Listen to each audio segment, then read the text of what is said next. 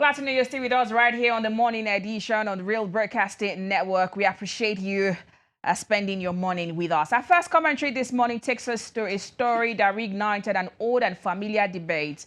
Questions over what Nigerian politicians actually disclose about their education and whether the public has any real or legal right to know. Well, and this one is squarely centered on the man at the very top, as well as some of the other leading front runners ahead of the election. Well, President Bola Tinubu's newly published nomination documents for the 2027 election show once again that he's left the sections for his primary and secondary school qualifications completely blank, listing only a Bachelor of Science degree from Chicago State University obtained in 1979. That is the update. Now, before we go further, it's what's being precise about what we actually know here, because this story has already spread quickly and it's easy for the facts to get blurred. INEC published these documents on Saturday in line with Section 29, Subsection 3 of the Electoral Act 2026, which requires the Commission to make candidates' particulars available for public scrutiny within 21 days of receiving them. And what the documents literally show is straightforward. Under educational qualifications, the president listed his university degree and attached both his degree certificate and his NYSC certificate as supporting documents. But the specific fields for primary and secondary school, the name of the school, the year completed, all of those spaces were simply left empty, actually entered as 000, where a year should have gone to tell us 1917 or whatever. That particular space was simply empty. And I mean, this isn't new. It's also worth reminding our listeners and everyone watching at this point that Tinubu did, exactly the same thing ahead of the 2023 elections.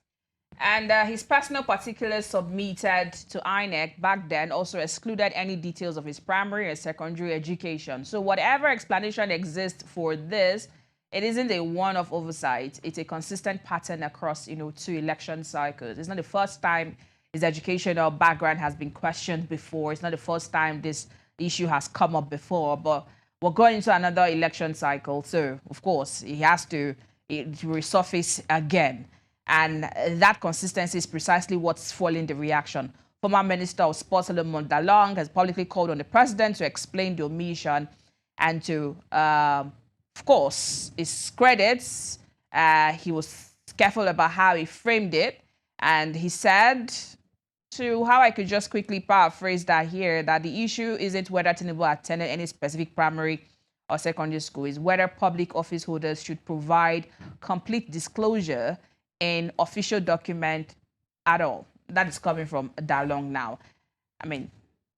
Well, his actual argument was that the same standard applied to every other candidate should apply equally to the incumbent president, no more, no less. Because, for all the other candidates, that particular section seems to have been filled, and we're going to give you the details. And, this is a point which is, worth considering. The transparency is usually the easiest way to put speculation to rest, because silence rarely ends speculation. Openness usually does. They say he who must come to equity must do so with clean hands. But let's widen the lens a little bit, Mariam, because this isn't just a Tinubu story if you look at the full set of documents that INEC published. And I think laying it out side by side really sharpens the picture. Now, Peter Obi of the NDC, his form shows a complete, unbroken progression from St. Augustine's Primary School in Anambra, completed in 1973, Christ the King College in Onitsha for his West African School certificate in 1978. And there was also a bachelor's degree in philosophy from the University of Nigeria, Nsukka, in 1984. It's a full record, start to finish. Then we want to take a look at Atiku's form as well. It sits somewhere in between the two. He listed his first school leaving certificate from 1954, his West African School certificate from 1961. So the early years and qualification types are filled in. unlike Tinubu's blank spaces. But reporting indicates he didn't name the actual schools he attended in the same detailed way Obi did. And this is talking about Atiku now. And his higher qualification listed is a master's, right, in international relations, obtained much more recently in 2020. I mean, what's the legal dimension of all of this? What does the law say regarding some of these provisions? But then when you now place all three documents next to each other, what you actually now see isn't is it a legal requirement, being uniformly ignored by everyone. It's a genuine spectrum in how different candidates approach disclosure. Obi at one end, full transparency down to named institutions. Tinubu at the other end, only the constitutional minimum, a single higher qualification with nothing before it. And Atiku somewhere in the middle. So, I mean, you have one giving you a whole of his educational background, the other, leaving you, is it leaving you hanging now? But just giving you the requirements, so to say. Now, it brings us to the legal question that you asked now, because I think it's what actually reading out what the Constitution says here, rather than leaving it to hearsay. Section 131 of the 1999 Constitution, as amended, lays out 4 qualifications for the presidency. Nigerian citizenship by birth, being at least 40 years old, being sponsored by a political party, and being, in the Constitution's own words, educated up to at least school certificate level or its equivalent. That's what the Constitution said. So that's the minimum requirement. Well, Section 318 goes on to define exactly what school certificate or its equivalent actually means. It can be a secondary school certificate itself, or education up to that level, or even just a primary 6 leaving certificate combined with a minimum of 10 years of public or private sector service and some further training, and this is at INEC's discretion. So legally speaking, the bar is quite low. A secondary certificate or its recognized equivalent, and a university degree by any reasonable reading comfortably clears that bar. The Constitution simply does not require a candidate holding a higher qualification to also list or prove earlier stages of schooling, so long as that higher qualification is genuine. I hope we're getting all of this. Right, so which means under the law, say the president is not, breaking any law here. Did he present any form of educational background? Yes, he did. Did he say he went to school? Yes, he did put one. So whether you omitted primary or secondary, did he put up a higher institution? Yes, it's there.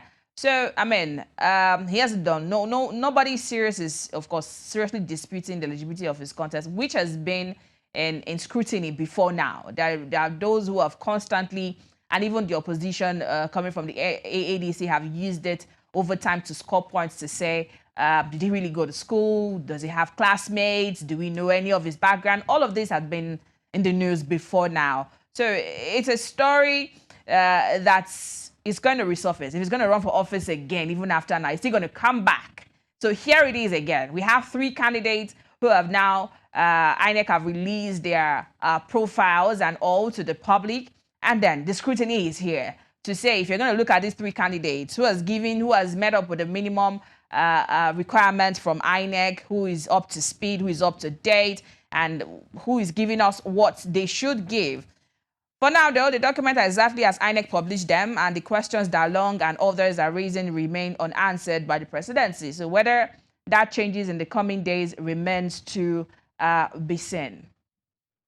Well, there's also a generational and administrative angle worth mentioning here, because it is not always malicious concealment. Older Nigerian politicians frequently attended primary and secondary institutions that have since closed, merged, or lost records entirely, especially schools from the pre-independence and early independence era. Verifying decades-old primary school attendance in Nigeria can genuinely be a logistical nightmare, quite apart from any question of transparency. And there's a fair and important caveat here, and we should hold it alongside the criticism, not instead of it. It's entirely possible for both things to be true at once, that record keeping genuinely was poor in that era, and that fuller disclosure would still serve the public interest regardless of the reason for the gap. So, I mean, the argument is nothing wrong. I mean, fundamentally, that those details are not there.